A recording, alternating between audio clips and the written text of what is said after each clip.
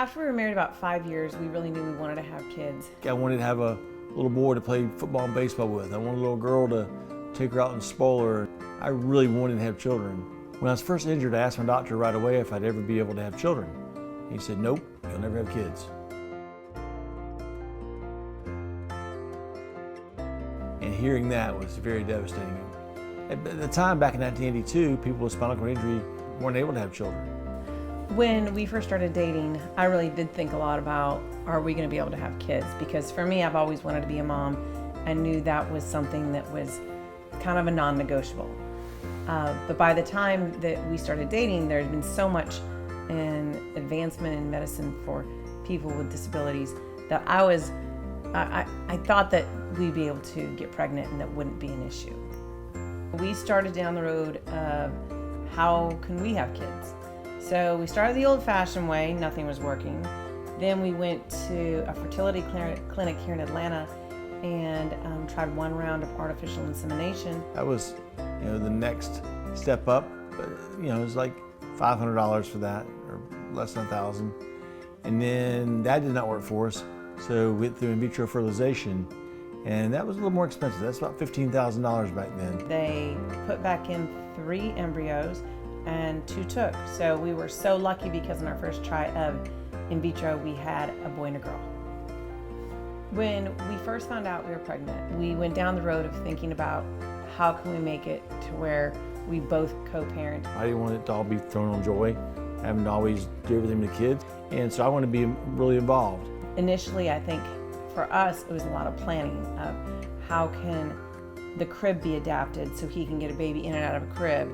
How can a changing table be adapted? We had the crib raised high where I could roll up under the crib, and we had hinges put on the side of the crib so you could open the door like you do a regular door. So I'd open the door, be under the crib, I could scoop a baby right off my lap, and it worked out perfectly. I think as the wife, I had to be okay with him sometimes failing, and maybe the diaper wouldn't be changed perfectly, or all the snaps wouldn't be snapped on the onesie. I think that was really important because it allowed you to do what you wanted to do with the kids and for them to have that relationship with you. When the kids were in elementary school, I was a little concerned that they would have some issues with being embarrassed and just not knowing how to explain about how their dad was in a wheelchair. So starting from the first grade, almost every year, I'd go to school and I would talk, and I'd give, a talk about kids, and I'd show them about the wheelchairs. I'd take extra wheelchairs and let the kids get in the wheelchairs and play, and show them that the wheelchair was just a different way of mobility. Just like I say, it's a different way of getting around. Nothing really to be embarrassed about. So then it never became a weird thing for our kids because their friends were comfortable with it too. One thing as our kids got older, we knew that it was important to have adventure as a family.